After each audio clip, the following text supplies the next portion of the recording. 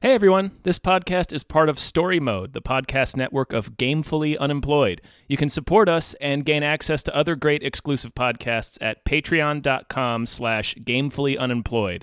That's patreon.com/GAMEFULLY unemployed, which is spelled like it sounds.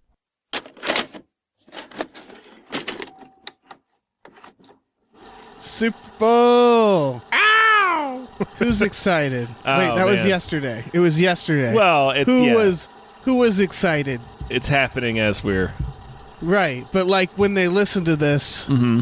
Hi everybody. Hello everyone. My name is David Bell, My name is Tom Ryman.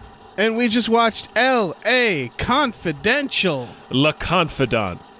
Le Confidental. Yeah, new movie, L.A. Confidential, just out. There's something wrong with the Night Owl. I just can't prove it. They thought they had it all figured out. Anything bothering you about the Night Owl case? The fact that you guys won't let it get filed away. I didn't kill nobody! But what started as a murder You talk only to me on this one. became a mystery that could cost them everything. This is normally a Thursday thing. It's Monday. But we, I don't know. There's nothing out. I do want to do Synchronic at some point, but we're trying to get through some backlog of. Yeah, we just watched from producers. Yeah, some of our producer sponsored. We just watched. Yeah, We figured this is as good a time as any to try to get caught up on some of those, since there's not too many like big releases are coming out each week and won't be for the foreseeable future. So yeah, I'm sure we'll do this every now and then. Mm-hmm. This one is produced by David Knife Boot Henson. Knife boot. Thank you, NB, KB. I mean, Knife Boot, for giving us a choice between 13 Assassins or L.A. Confidential. And Knife Boot was like, "Look, do one of these," and we said, "Yeah." And that's the story of how this happened. This is a movie that I never saw before. Oh yeah, that's right. Yeah. So this is like a new movie for me. This is like a movie that like a new. It might as well have been in theaters. Tom, I assume you've seen this before. Oh yeah, no, I saw this in theaters. Yeah. 400,000 years ago when it came out. Yeah, this is a 1997 film. Yeah. This is from the director of 8 Mile. Yeah, and The Hand That Rocks the Cradle. Yeah. So I don't know what that means. Well, also, it's Curtis Hanson who also directed The River Wild. So what it means is stars from all of those movies pop up in L.A. Confidential. Yeah, you're right. You got David Strathairn from The River Wild. Yep. And then Kim Basinger is in 8 Mile. Matt McCoy, Lloyd Braun from The Hand That Rocks the Cradle Right. is in this. Right. Yeah, and this is a hell of a fucking cast. This is also the writer. It's from a book, right? It's a book. Yeah, this is from a book by James Ellroy, who's a pretty famous crime novelist. Right, did the Black Dahlia. Yep, yeah. So, and then it was adapted by the writer of A Knight's Tale. Yeah, Brian Helgeland. Yeah.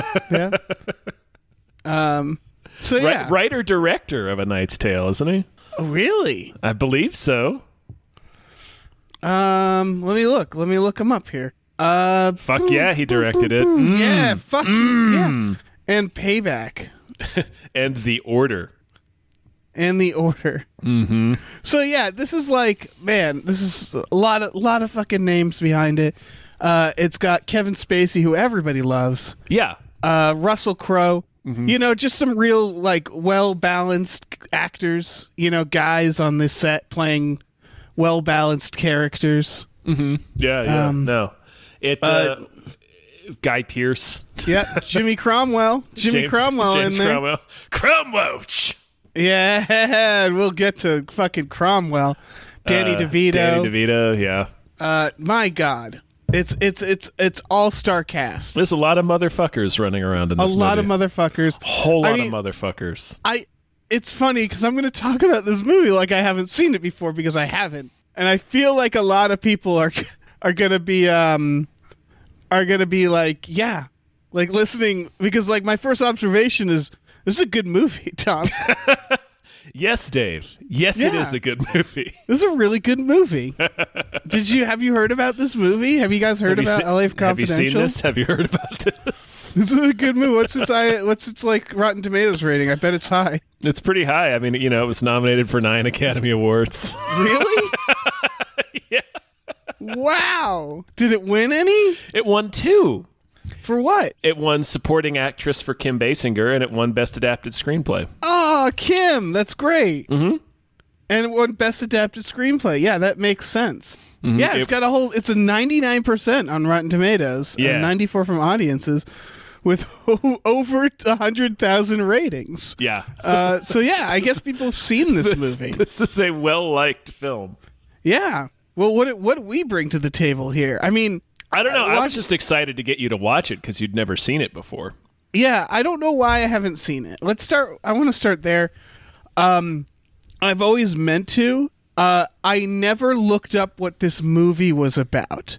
If I knew it was a mystery crime thriller, I would have seen it immediately.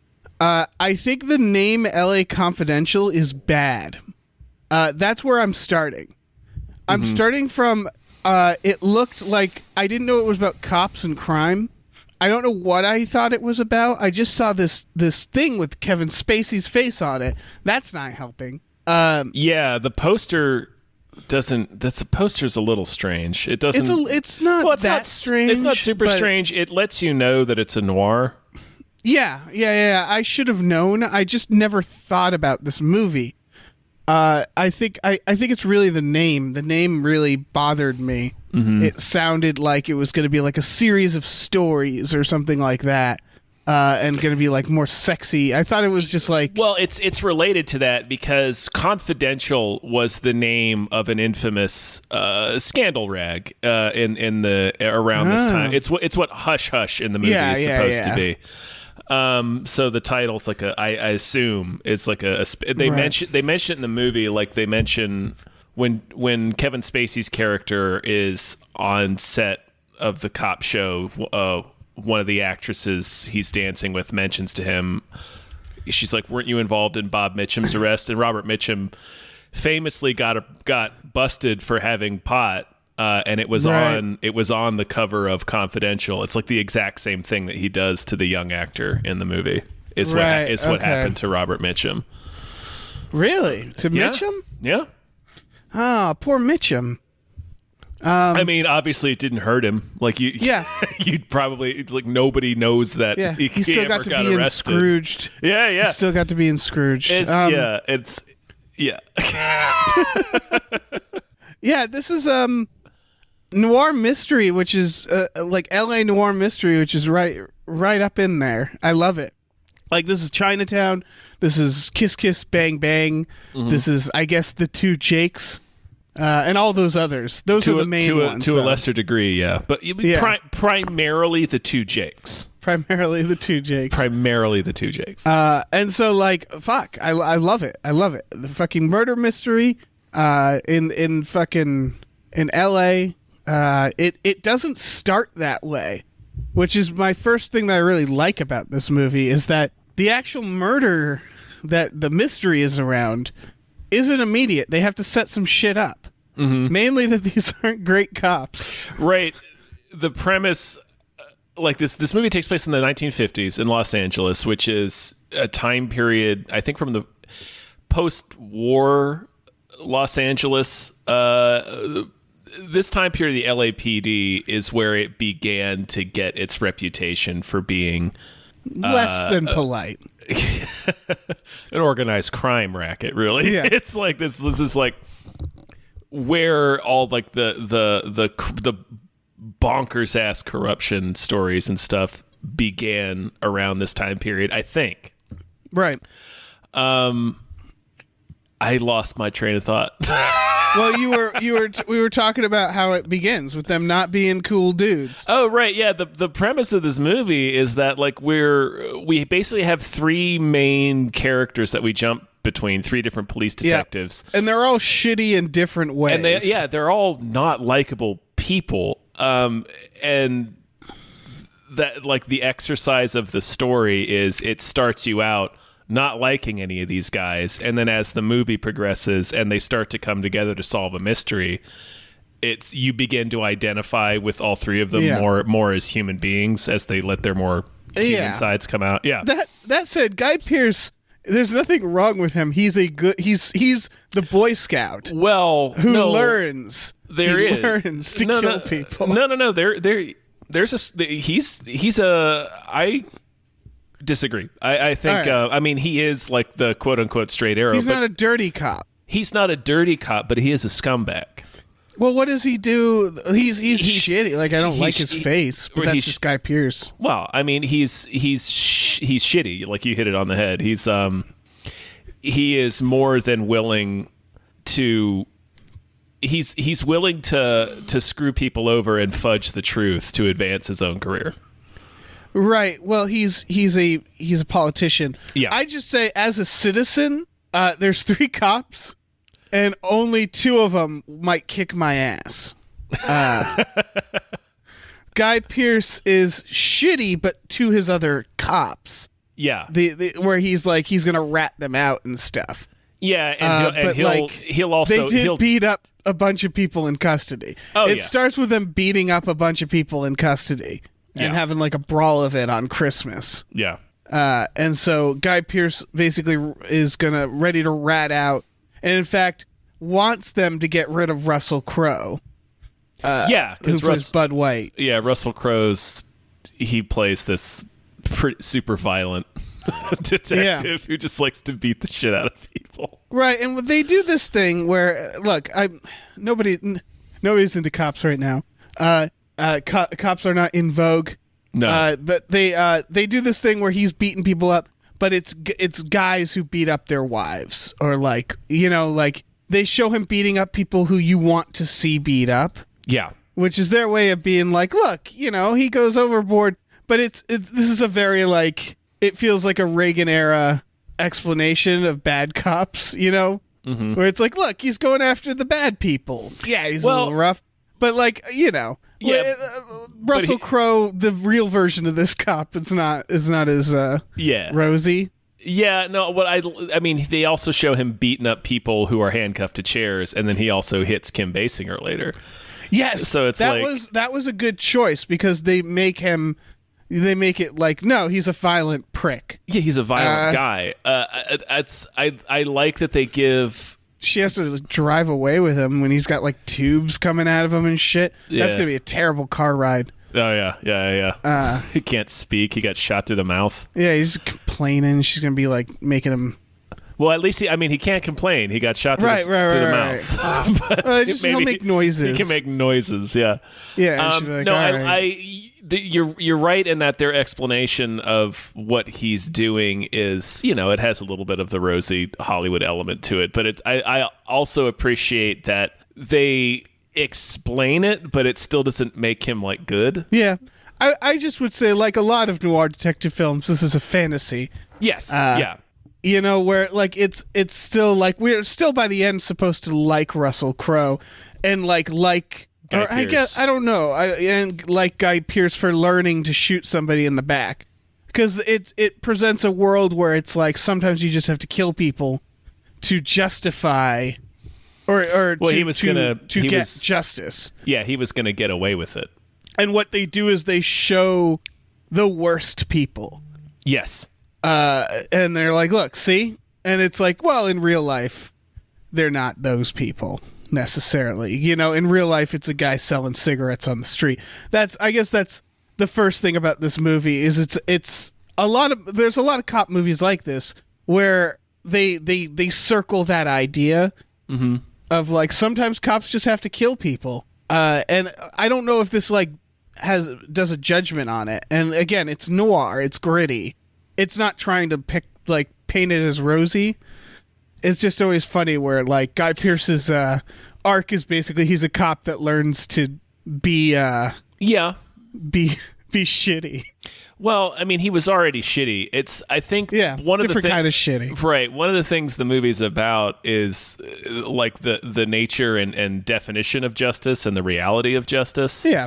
It also ends in a way where the bad guys sort of get away, or yeah. No, they do.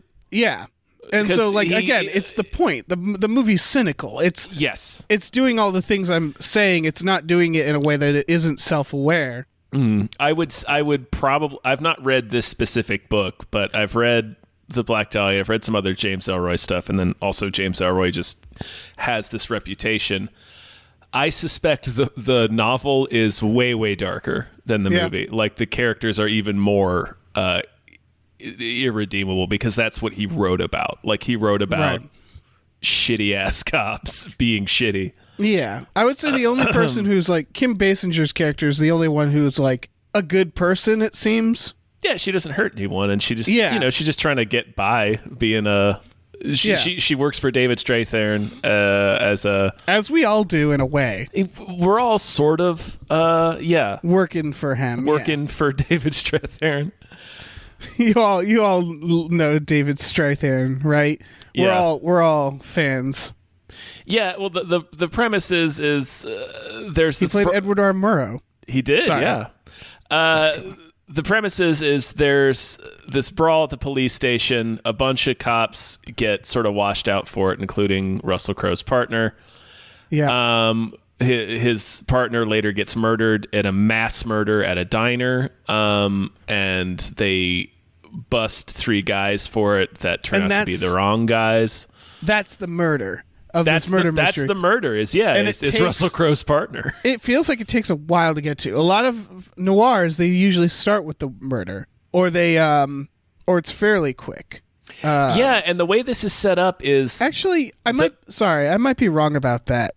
It depends. Yeah, I don't know. Like, what were you gonna say? I think it takes a scene or two for Sam Spade's partner to get killed in the Maltese Falcon. Yeah. What I was saying is the way this movie plays out is when the actual murder that is like the mystery of the film happens. It happens, I think, about 20 minutes in, and you don't clock it as the murder when it happens. Like, you're not. The film is told in such a way that you don't realize the importance of that partner diner getting killed. Yeah. Oh no, I totally did. Oh, you did? Like, yeah. like, That's why I was thinking about it, because I was like, when I realized it was a noir murder mystery, I was like, where's the murder? And then that happened, and I was like, oh, there it is. You see, the way they deal with it in the movie, I remember the first time I saw it. It doesn't seem like it's the big, because it gets solved. I'll tell you within the things itself that, in maybe about 20-30 minutes after it happens. Well, I'll tell you the things that made me realize that it was one, when Guy Pearce first goes into the diner, the scene is really savored, and so I knew the scene was very important. That's true. Yeah. He's looking at all the details. So they're showing like the 2 coffee cups. They make a note, and I was like, oh, okay. I remember he said he had a hot date. I also, when the partner says, I got a hot date, gotta go.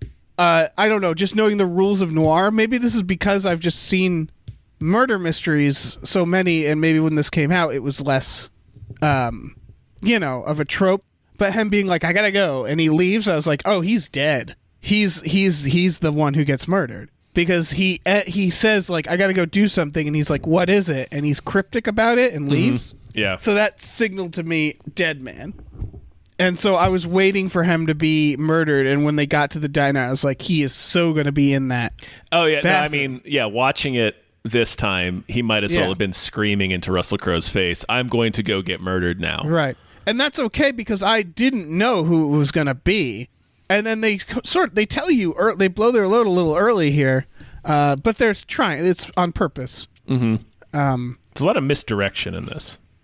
Yeah. A lot of misdirection. Although I will say again, spoilers for LA Confidential, folks. A movie from 24 years ago. When Jimmy Cromwell murders Kevin Spacey, I also, for some reason, my brain knew that was going to happen, and I can't quite figure it out. I think it also has to do with tropes. It has to do with Kevin Spacey goes to his house late at night. The scene is shot in this way where James Cromwell keeps turning his back to the camera. And so it just, like, I instinctively was like, he's going to turn around with a gun, isn't he? And then I'm coming here to tell you an important piece of evidence. And that's a trope that's become a trope, right? Where the person is going to someone else, like, I figured it out, this, and this, I just have to connect the dots, and then they kill them. So, like, I don't know, this probably originated it, but there was a few moments that I felt were very telegraphed that I think has to do with the fact that this movie spawned tropes rather than was a trope. Does that make sense? Or was using tropes? Maybe. I'm not that could be. 97 though is pretty late. It's pretty late, so I think a lot of these tropes were established. So he was trying to do that. Like watching this movie now, it struck me that the director's trying to film the scenes, even though there's like you said, there's things that give it away just in the way that it's constructed and the way that murder mysteries play out. Right. But he tries to film it in a way that is not calling attention to it. Because in that scene, James Cromwell does keep turning his back to Kevin Spacey, but it's a very tightly shot scene. They're in James Cromwell's kitchen. It's very cozy. It's it's not lit in a way. They're positioned in a way that tips it off. They're filmed in a way too, where he's looking down on him. That's what I'm talking about. Is he's looming over Kevin Spacey, and but he doesn't super call attention to it. So it's there, but he's not like shining a light on it. I also think it's good filmmaking because the moments I realized this, they would immediately do the thing, and so I don't fault a movie for tipping me off 20 seconds before the thing. 30 seconds before the thing, because it still wants to do the thing. It's just doing its best to not make it super obvious. Yeah. There's some movies that'll do that in a way that I'm like, no, why'd you do that? Samuel Jackson getting eaten by a shark in Deep Blue Sea. Like, I think that sequence itself is really poorly filmed, because something's going to happen to him, like, way earlier. You do now. I think even while shooting, the last shot before he does this weird Dutch angle in Samuel Jackson. The last shot, right before he gets bit. And it's just like, he's going to get eaten. Is really telling, but like... Yeah, I feel like, I don't know. This isn't about that. But no. I think that move, Deep Blue Sea started that pretty much. But this scene, you could translate it as uneasiness. Like, there's no score. You feel the uneasiness before it happens, which translated to me with, it's Jimmy. It's Jimmy Cromwell. Because he's also one of those people where people are like, no one suspects Jimmy Cromwell. Yeah, but he's been the bad guy enough times where you're like, it could be him. Well, I think that's why, is that it's that thing where when people try to subvert a trope so much it becomes its own trope. I think James Cromwell, bad guy, is one of those where it's like, at this point, I suspect him all the time. Yeah. All the time. What else has he been a bad guy in? The General's Daughter. That's true. Spoilers. What was the one? Eraser? I guess that's not really a bad he's guy. He's not the bad guy. He just hungrily shoves a gun in his mouth and blows his head off. You could argue that in a truly shocking sequence. Yeah. You could argue that the fact that out of the blue. It's an incredible scene. See, that's how you surprise someone with James Cromwell with a gun. That's how you do that. Oh shit! It's because he shoots the window behind him, and and he makes this noise like he put I used the word hungrily, and it's not an exaggeration. No, he's hungrily. like when he puts the gun in his mouth. Yeah, it's fucking. It's shocking. He like grunts. Yeah, in anticipation. Yeah, it's such a fucking shocking scene. Right. So yeah, he's a villain in that. In the middle of a racer. Yeah, James Cromwell just pieces out of a racer. He erases himself. He shoots his brain out the window of a skyscraper. Mm-hmm. It's incredible. Shocking.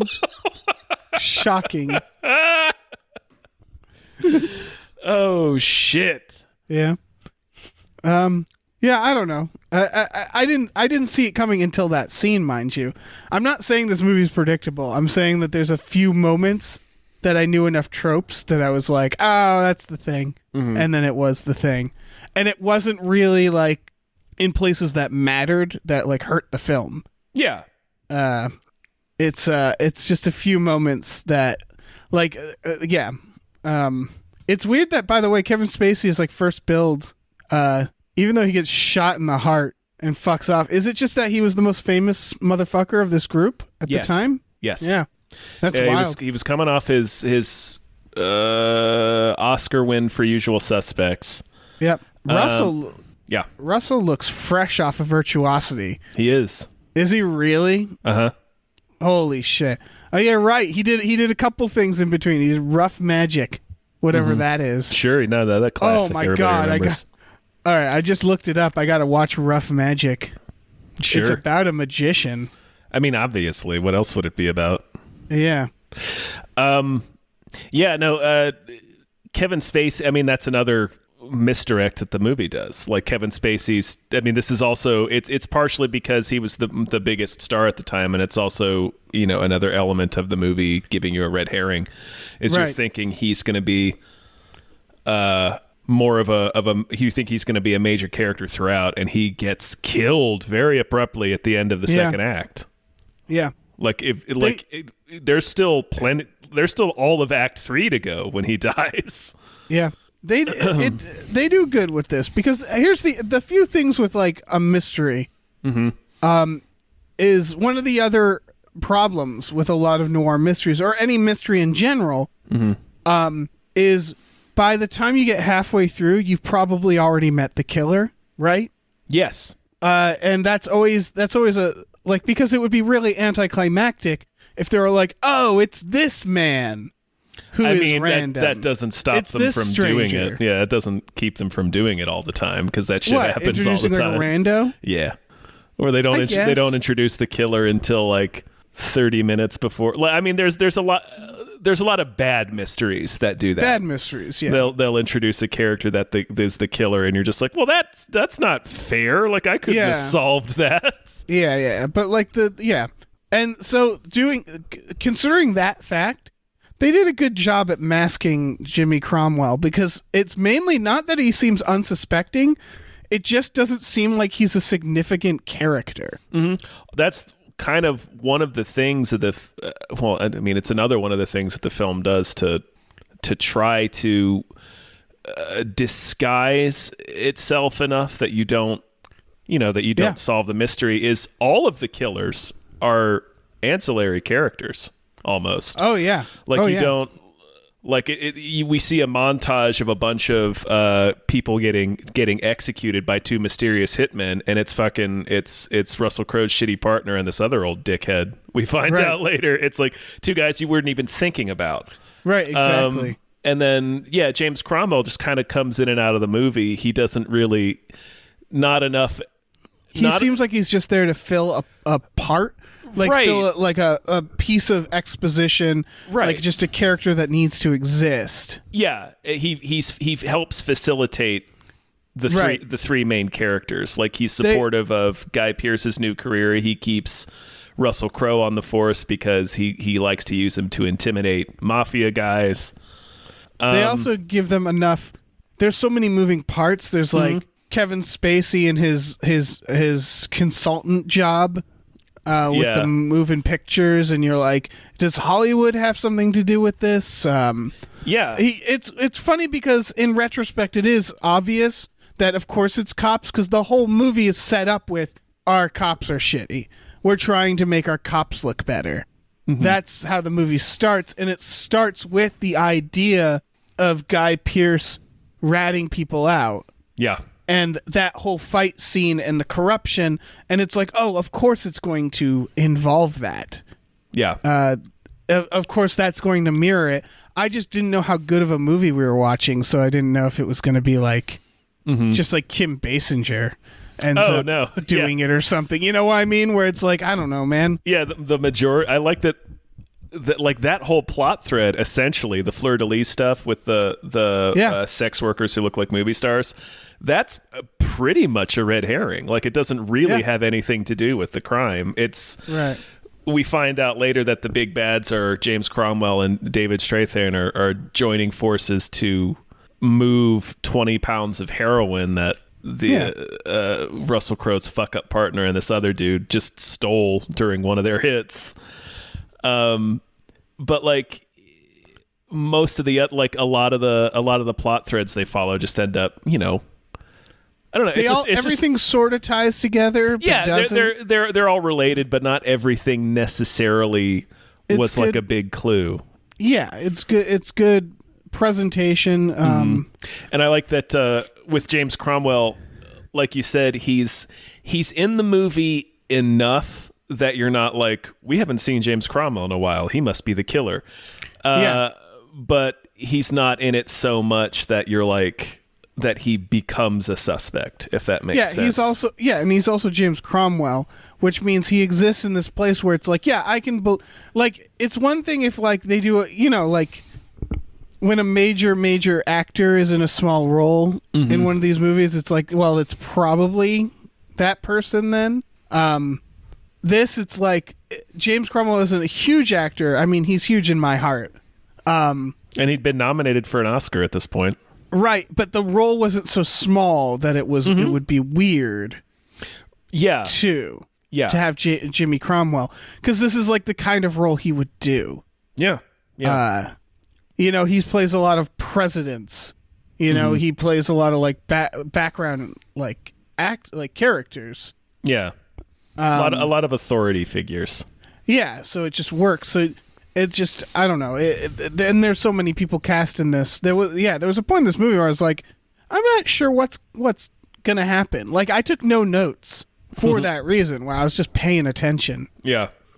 I did not think I was going to see James Cromwell choke out Danny DeVito. Yeah. But I'm glad I got to see it. Pull on a fucking assassin's glove and smother him to death. Yeah. Danny DeVito. Yep. Poor little guy. Danny DeVito. Yeah. It's a real shame. He plays an extremely Danny DeVito character. Yeah, he's doing this thing. Using every part of the DeVito in this role. They do a good job with him, too, because you don't see his murder coming, only for one reason, which is that he's like the narrator at first. For parts of it, yeah. Yeah, and it's like, well, surely they won't kill the narrator. That doesn't make any sense. He, like, the first half of the movie is spent with him just like, everybody loves Hollywood, and he starts like talking about like all the cool stuff. It's really just the opening monologue, but yeah. But like, doesn't he have a little bit later too? No,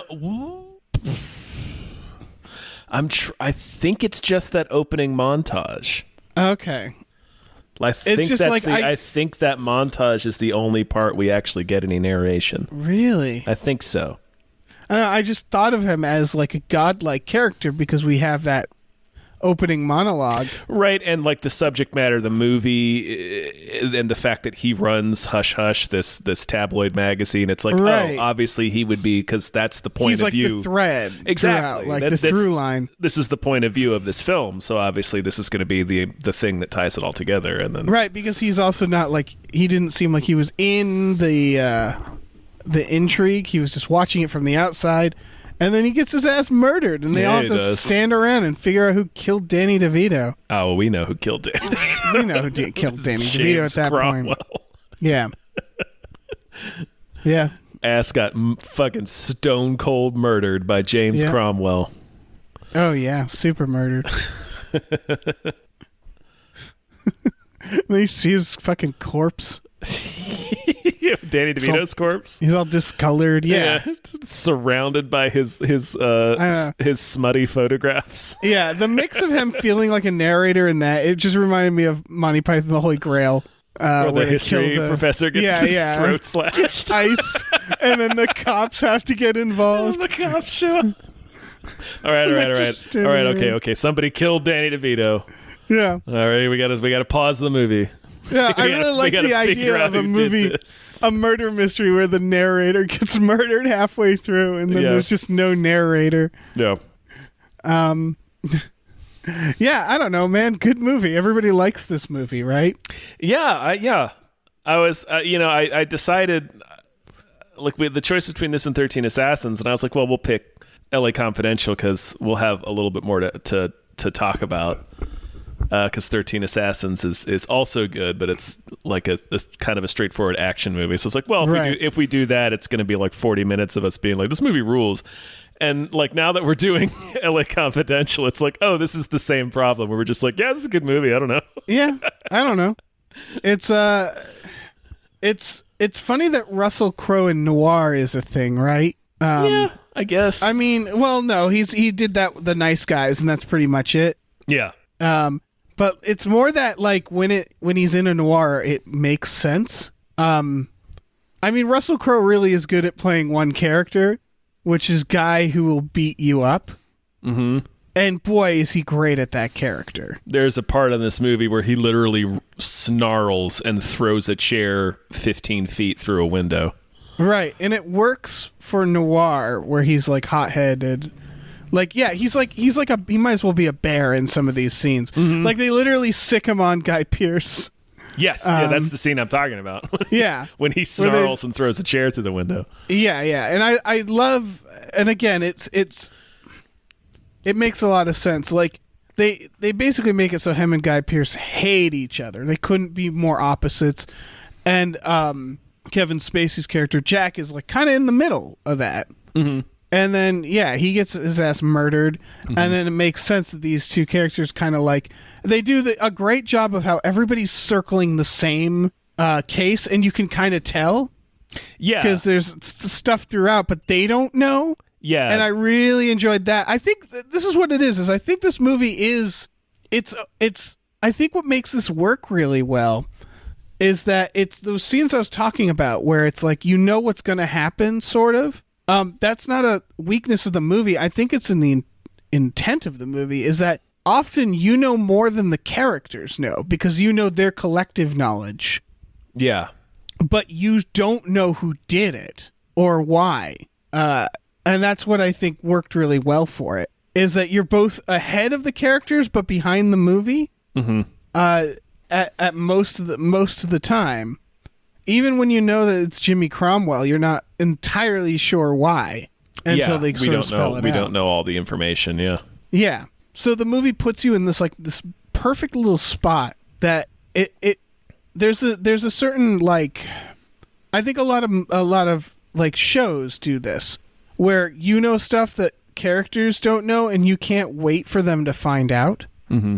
And it's you're waiting for all these people to kind of connect. Right, you're waiting for the movie to catch up with you.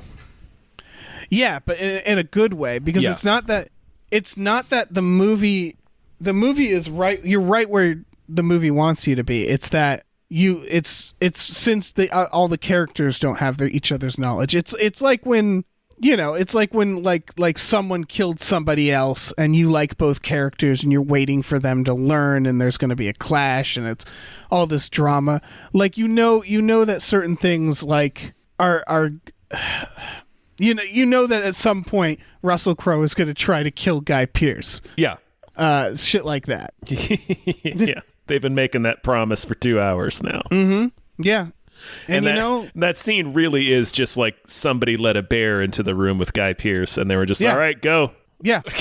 How did he not get in trouble? Because he does that in a police station. Nobody gets in trouble. They beat up. They bury it. That's Ron the whole Rifkin, thing. the Los Angeles district attorney, and hang him outside the window in front of a dozen witnesses. Do. They don't get in any trouble for that.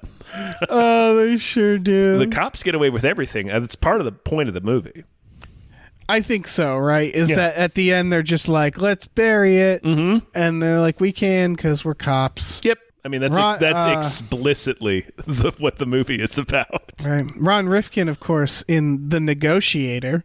Yeah, of course. Another movie, he plays the James Cromwell type role in that one. With Kevin Spacey. Does. Yep. Yeah. Yeah. That's also a murder mystery. It is. We should talk about The Negotiator. Not now, but like at some point. You know who's in that? Paul Giamatti. Yep. David Morse. Dean Norris. Yeah, Dean Norris is in it. Yeah. Yeah. Samuel L. Jackson also. That's a pretty important one. Of course. Yeah. J.T. Walsh. Yeah, that is extremely the kind of movie that J.T. Walsh was in. Yeah. Yeah, that's what he The did. Negotiator, folks. Yeah. I don't know. Let's see. Trying to think of if there's anything more to say about LA Confidential before we close this out. I mean, it's good. It's good. It's real good. Just a good movie. It's, again, the only weirdness is watching this from the point of view of, like, shitty cops. And it's like, I don't know, I'm less sympathetic. Yeah. I don't think the movie... It's not really propaganda for cops, but it's... No. It's because the cops are shitty. They're ultimately the bad guys. Yes. It's just funny. I think what it is that it's the cops. Like, if you took the cops out of the movie, there'd be no problems. Like, they're their own problem, right? They're doing all the problem stuff, and they're just shooting each other. They're certainly doing all the crime. Yeah. It's real cop on cop violence by the end. Like, these cops just need to stop. Yeah. And we'd be fine. Knock it off, cops. Yeah. Just cut the shit. Cut it out. Yeah. Quit the bullshit. Yeah. Stop selling heroin or whatever. Yeah. Stop trying to move 20 pounds of heroin in 1952 or whatever just it is. Just be some cops. Yeah. No, I got nothing else to say about this movie. It's a good ass movie. Watch it. Yeah. This was a Sunday afternoon. Nothing really to watch right now on this Sunday, so watch this, and it's like it worked. Yeah. It's just like it's a perfect like sleepy morning or afternoon movie. Sure. Yeah. No, watch this shit, and then how's the Super Bowl going? And then watch The Negotiator. I don't know, man. Okay, I'm not gonna look it up. No, don't. Let's not even. Yeah. Oh my God, LA Confidential Negotiator. Look, there's one glaring problem in both of those. Mm-hmm. And if you can get past that, then you watch them back to back. Yeah, obviously. Yeah. Okay. Well, geez. Thanks for listening, everybody. Thanks to Mr. Knifeboot, David Knifeboot Henson. Thank you so much for giving us this decision. It was a good decision. It was. I'm proud of us. Yeah. And like if you I don't know. If you want, you can check out our Patreon. It's patreon.com/gamefullyunemployed. We have exclusive podcasts on there like Tom and Jeff Watch Batman and Fox Mulder is a Maniac. We watch movies with our patrons every Friday night. We do other things too. We just watched episodes. You can produce your own podcasts. Yeah. About anything you want. Yeah. You could do a whole podcast about James Cromwell. We would. Yeah, we would do that if that's what you wanted.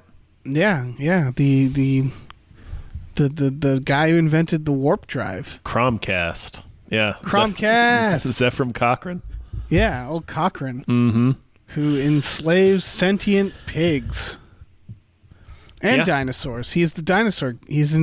Did you know he's Hammond's friend? Remember? Mm-hmm. All through Jurassic Park, he was also there, apparently. Yeah, he was also there, dreaming of the day he could make some mutant freak child. Out of clone DNA. He was there since day one. He was like, I can't wait till I can use this technology to declare war on God. Yeah. Yeah, we also have a store, tpublic.com/store/gamefullyunemployed, where you can get t-shirts, masks, mugs, stickers, posters, all kinds of things. Check that out. Or don't. I don't know. Watch The Negotiator, maybe. Maybe watch The Negotiator. I don't know. I don't know what you should do. Definitely watch Eraser. Yes. Okay. I think we can all agree on on Eraser. Yeah, that goes without saying. Eraser for sure. I don't know. Any James Cromwell, right? Space Cowboys. Yeah. Maybe a little Deep Impact while you're at it. Sure. Yeah, you're going to get Deep Impact in there. Yeah. Yeah, you're going to want to get that in there. Mm-hmm. What else? Let's name some James. Should we just name some James Cromwell movies? No, I think that's it. That's all of them. Spider-Man 3. Mm-hmm. The Artist. Was he in The Artist? He could be. If you say he was, then he is. All right. We should go. We should probably stop. Yeah, I don't know why All we're still right. doing this.